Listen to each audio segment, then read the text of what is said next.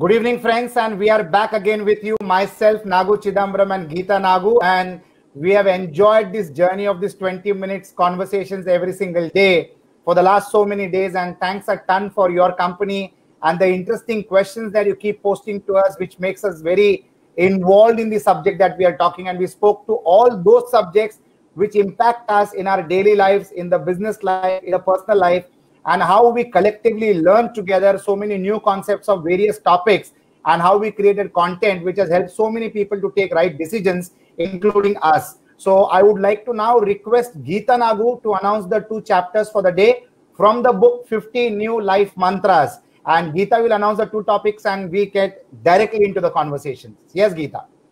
Yes, Rajesh. Today we are going to be discussing about e-commerce and about emailing and how that is connected to our business.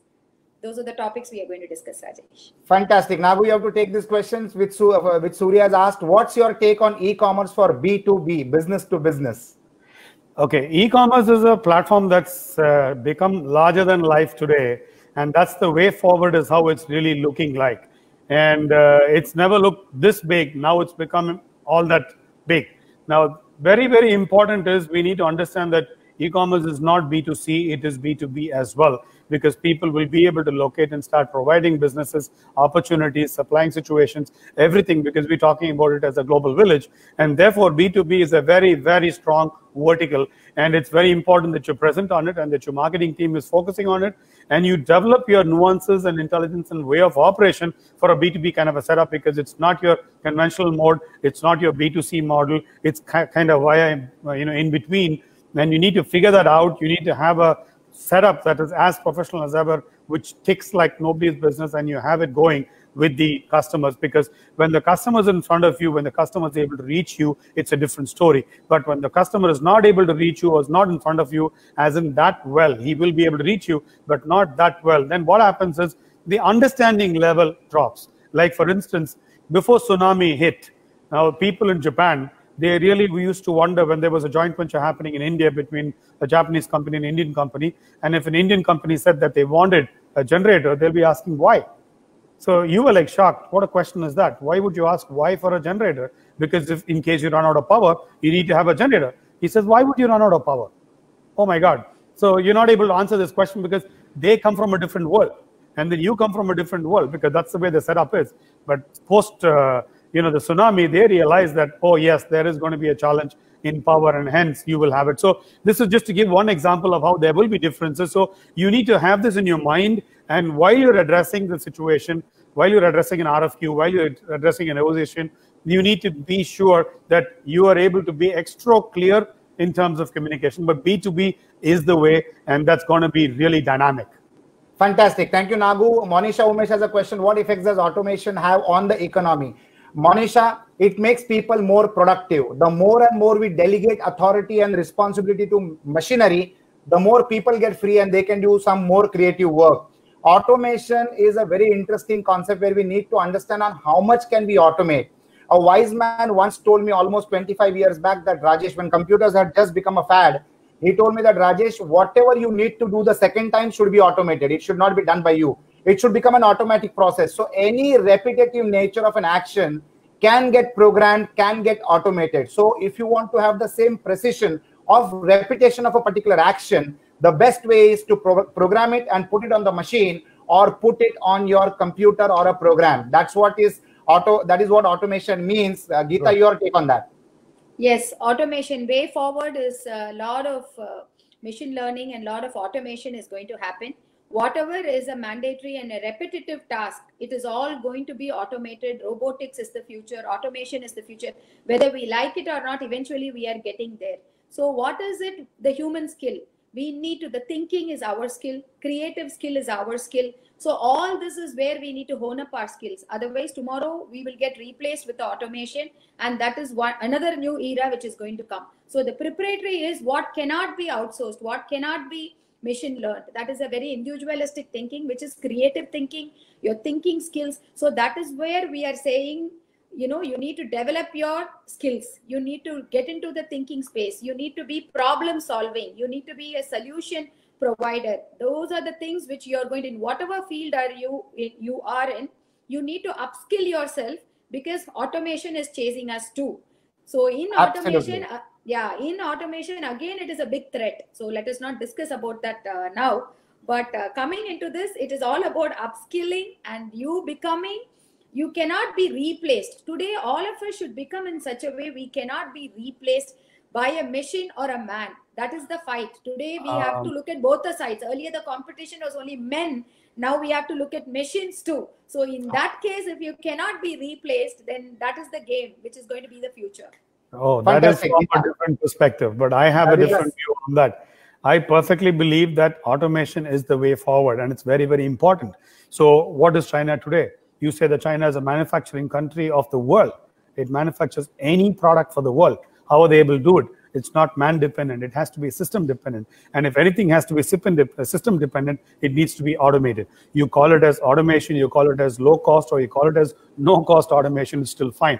But automation is the way forward, because automation is as simple as pick and place, where manpower is going to become more and more drier, shorter. Like, for instance, if you take any state, that state cannot have a manufacturing outfit based out of the people resources of that state. It needs to purely depend upon people from other states. For countries like the Gulf, they have to depend on people from other countries. And it happens in every country. So what is this? It does not mean that there are no people. It's just that people have upgraded, like what you said, they've developed their skills. But while they develop their skills, they need to. If they don't, then the risk is they will get sidelined. But the most important aspect is there is going to be more and more dearth of manpower. So you need to start automating. And the quicker you automate, the more you become machine dependent, then your output increases. And most importantly, as I say, your first part and your millionth part must be on the same platform, in which case that can happen only out of automation. Perfect. I would like to add to that, Nagu and Geeta, that automation will always replace the talent of a human being and the skills of the human being. But the human being needs to develop new skills and new talent on how to manage this kind of automation. So the human being can never be replaced or displaced. My answer to Dipti Balagiri, who's into fashion brand, and Dipti Balagiri is our brand. Sew bots are the automated sewing machines which will change the manufacturing footprint in the customized fashion industry. Yes, Dipti. So bots are basically programs which are pre-written, and they can be defined as per the designs that the company wants to operate on. So bot and the bot chats are the new trend of machines communicating to the requirements and needs of human beings. It's a very powerful communication tool which is not dependent on human efforts. At the same time, it replaces the intelligence of a human being to a great possible extent. So bot communication is today what we witness in majority of the organizations, especially large organizations like Amazon, who is one of the largest investor in the bot technology in the world as we speak today. So we are talking about automation in communication, and emails is also one format of communication with the world. The email culture had literally dwindled in the last 5 years. But after the lockdown, we have witnessed that people have replaced the mobile screen to a larger screen, and that's purely to be more comfortable while reading emails. The corporates never left the email culture. But other than that, the SMEs, MSMEs, and on our personal levels, we really shut down the email communication, and we got it replaced by the WhatsApp and the Telegrams of the world and other methodologies of communicating with our devices which were in the hands called mobile. But now email back culture is back into the place, and emails can be automated in the best possible fashion, where you create triggers and the email is shot as per the triggers. Now, again, what is more important in this kind of automation where you have automated communication through emails is the strategy and the planning for an email. You cannot have one standard email addressing all particular situations. You have to be structuring it as per the need and the requirement. Tanuja Rane, a very famous interior designer from Mumbai, we should prepare for automation and artificial intelligence in every industry. We agree to that. We agree to that, and Geeta would like to add to that. No, I mean, artificial AI is the way forward, and that cannot be, and with data analytics and artificial intelligence, big data, that is all the future for every industry. Every industry have to have the artificial intelligence imbibed into the system. It can be a brick and mortar, it can be an e-commerce, it can be anything, but it is part of all of this, how we are saying digital marketing and for e-commerce. Similarly, in e-commerce, it is very important that you just see, everybody has an idea today. Ideas don't get paid off. Ideas don't take off. Everybody has an idea. It is an idea which is it's a thought which is very well executed. It's all about execution. It's all about execution. It's all about execution. It can be brick and mortar or e-commerce. E-commerce does not mean it is cool. It is fun. You can just hang out. It is not at all like that. It is more hard work than a brick and mortar. That is where so many companies have failed because of their understanding of so many things. So e-commerce, you need to have clear content marketing strategy. You need to have clear social media marketing strategy. All of this, similarly, what software you are going to be using, how scalable, how reliable, how usable it is going to be, what is the technology, and everything has to be taken into. There's no point you have an idea and just launching an idea. You can take a domain and you can just say work in progress and hold it. But everything has to be tested. Have you mapped your customers? Who are your customers? Where are they? How are you going to reach them? You have to be in multiple social platforms. And for a social media, you need to have a solid social media marketing strategy into multiple platforms. You need to have your own team in place. That cannot be, if you're an e-commerce business, that cannot be outsourced. That needs to be your skill set and the strength of the company. Absolutely. As well as you need to have, because that is your business. Your core business is going to be e-commerce. You cannot be working on digital media of other companies. You need to have digital media strength yourself. Similarly, you need to have content marketing strategy in place. Absolutely. You need to have the data analytics in place. You need to be mapping the clients in place. You need to understand the market scenario. It is all about what is your payment gateway and what are your various ways and what happens in India. In India, normally they prefer cash on delivery. So you will be mapping so many things and understanding client mapping and going. Absolutely. Because understanding e-commerce, you might be seeing success stories like Alibaba and Amazon and Flipkart, but there are so many people who has the base and who has not taken off. So an idea is just an idea. It is all about execution. Look at the stories which has failed. In every industry, there are n number of stories. It is only, they talk about burn money. They talk about what is your staying power. Yes. They talk about what is the funding game. But get into the real thick of the game. Understand why companies fail and then make a plan based on that. Absolutely. Tanuja, also you need to understand that automation and artificial intelligence and machine learning is the new norm today, but it is going to be very casual in the next 2 years, 3 years time.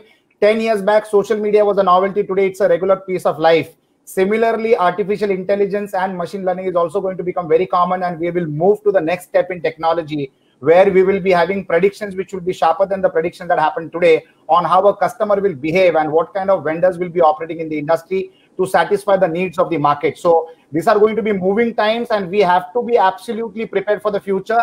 Nishanti, is e-commerce more profitable than traditional commerce method? Nishanti, e-commerce has brought the resources on one single platform. Without e-commerce, the customer was there with a need, and the vendor was there with a product to sell, but he didn't know where the customer was. Right. E-commerce is a platform which has created a bridge where it connected the vendor and the buyer. The advantage to the vendor was he got more faster, quick, liquid revenues, and the advantage to the buyer was he got the product which he could choose on the terms of quality, size, price, design, color, delivery time, everything. So it has actually democratized business. Everybody gets the best product at the best price at the shortest possible time with the best value, which is possible only because in e-commerce, where you can research all the vendors at the same time if you're a buyer. And if you're a vendor, at one go, you can understand the demand of a particular product, in which geography, in which country, in which city, and for what kind of product there is a great demand. So you can actually fine-tune your resources as per the market. And this has been empowered only because technology married together created a platform, and we call it as e-commerce, because that is a platform which does actual transactions where money comes to the vendor, product goes to the customer, and if the product fails to reach the customer, the money goes back to the customer. So there are check and balance mechanisms which are in place and which make this absolutely happen. There is a question from Peter Lewis: for a business like ours, marketing prefab cottages for resorts, what are the platform options available? So he's into the prefab construction from wooden material, from bamboos. He creates villas and houses. So that's his question. So there are multiple platforms. Nagu, your take on that, I will add to it later on. No, I'm sure there are multiple platforms, like we're just discussing, on a B2B format or a B2C format. Depends upon who the consumer really is going to be. And you should be able to get going with this. Apart from your existing methods of marketing, this, when you add on your B2B, B2C, as I said, whichever works, is going to add a lot to your kitty, and that's going to be actually the way forward. And then you have your testimonials and everything else speaking for yourself. But this is a good step to move if you have not moved into this, Mr. Lewis. So, Mr. Lewis, the best part is to digitize your customers' requirements, map them, and then reach them, and then offer them what you can give through your email communication, and keep in connection with them by creating trigger-based email IDs or trigger-based email communication, which will keep reminding them that this is the product that you can serve their need. Namrata Thakkar, she is a entrepreneur's evangelist. Namrata Thakkar is a business booster from Mumbai. How to know your right tribe? Well, that is the billion-dollar question, Namrata. No one who can answer that rules the market. So you have to keep trying permutations and combinations. But broadly, as an entrepreneur, you should be able to classify who is your target customer. For us at St. Angelo's VNCT Ventures, all those people who love to drive on a weekend, they are our potential customers, because we develop villas on the outskirts of metro cities like Mumbai, Chennai, Coimbatore, and Madurai. We are also developing villas within the city of Coimbatore and Chennai. So once I understand that a customer requires to go regularly on a travel mode, or there are customers who are actually frustrated in this lockdown of being caged in an apartment with a neighbor above him and neighbor around him and a neighbor below him, we can give them the solutions of a villa with land ownership. So we know our tribe, and that is where we market, and that is the power of digital marketing and e-commerce, where you have the choice to program your need and stitch it according to your requirement and talk to the right ears who wants to listen to the song that you want to play. So Namrata Thakkar, that's how you can know your tribe. That was a very interesting question that you asked. We will take some more questions. This is for Geeta. Do you think e-commerce will bring all sectors under one roof? Yes, Geeta. E-commerce need not bring all sector under one roof. There are different platforms for e-commerce, and even brick and mortar will be there. The regular stores will be there. Offline will be there. Offline cannot go off in some sectors. E-commerce can bring, like an Flipkart or an Amazon or an Alibaba is bringing everything under one roof. It depends on how effectively they are able to reach. See, e-commerce, what necessarily it does is it takes away the middlemen. And it takes away the boundaries, it takes away the borders, it takes away the countries, and it takes away the thing. Something, a hand-woven basket made in Madurai, somebody can buy it in California. So through e-commerce, that is how it is. So the middleman, it is an artist and it is a buyer there.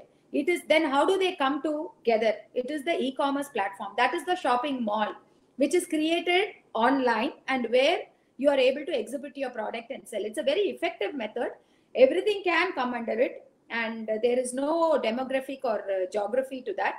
It is going to grow in India alone in the next 3 years, 2-3 years. It is going to grow 4 times more, and it is all about your connectivity, and it has a lot of other factors in mind.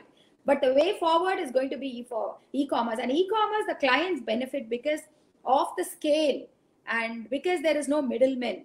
And the client gets a wide variety at a very low cost. The client actually benefits, and also the supplier also benefits because the middleman is completely gone away in the whole thing. So it is a win-win situation, and the way forward. And now that more people are going to be working remotely and more of online time we are all using, mostly we are living online. Our home has become online now. You know, our home has become your Zoom. Our offices is a Zoom ID now, you know. In the last 2 months, you just have a permanent ID and people log in for meeting and go out. So that is your meeting room. Everything is changing so quickly. So the way forward is e-commerce. And for that, it is like a brick and mortar business. It is all about 3 things. It could be anything. It's all about how you are going to do the business with character, with discipline. The first C is the character, which is the discipline of the business. The ethics, your transparency to the customers, the way they understand what is the value you are promising them, how they are satisfied, what is the testimonial you are going to create. All that plays a very important part in e-commerce also, like how it is playing a part in our brick and mortar or a regular business. As well as the second one is, it is all about collapsing your comfort zone. You have to collapse your comfort zone. Today, it is all about every growth. Today, sustenance is about outside your comfort zone. Today, after your COVID, after your lockdown, when we are stepping out, what we were doing for years very effortlessly, now we are going to learn to walk the path and do it. That itself is outside your comfort zone. What was a normal thing is a new norm today. So you have to break your comfort zone. The comfort zone happens only in the mind. You have to break the shackles. You just have to break the shackles. Absolutely. And you have to have an open mind. It is all, your enemy is always in the mind. If you have attacked the enemy in the mind, there is actually no physical enemy outside in the world. So first, the second important part in today and for the future is breaking your comfort zone. And the next part is, in any business or profession we are in, it's all about continuous improvement. Day by day, am I a better version? It goes on. You have to beat your own from performance yesterday? every single day. Yes, absolutely. As a company, are we better? In St. Angelo's VNCT Ventures, our only goal is building prosperity to our buyers. They can be an end user, they can be an investor. We have, absolutely, yeah, we have thousands of end users and thousands of investors, but our end objective is, the goal is only one thing, which is building their prosperity, making their money work for them even when they are sleeping, multiplying the personal wealth. Fantastic. So that is a continuous improvement for an organization. From yesterday to today, have we grown in our vision? And are we a better version of what we are on a daily basis? Absolutely. If we are able to answer and address this, then growth is an eventuality. Fantastic. Ravi Salunke's last question we take. We are run out of time. What are the things to be considered other than technology while starting e-commerce business? Your payment gateways need to be in place and your last mile delivery needs to be in place. So logistics company plays a very critical role whenever you're talking about a business model which is e-commerce dependent. So friends, it was very interesting, and the email automation part of communication is also a very interesting topic and very important. You first create a communication, then you automate that communication, then you rotate that communication, and then you recreate that communication depending on the situations. So you create, you automate, you rotate, and you recreate. If you follow this cycle, you will have triggers which are going to be in place, which can be making your email communication with your customers across the world in a very automated way. Thank you so much. This is Agnello Rajesh signing off for today, and see you tomorrow in the evening at 4:15 p.m. Thank you. This is Geeta Nagu signing off today, and see you tomorrow 4:15 sharp. See you all tomorrow at 4:15 p.m. Nagu Chidambaram. The best way to create, the best way to have a better future is to create it yourself. All the best. Thank you.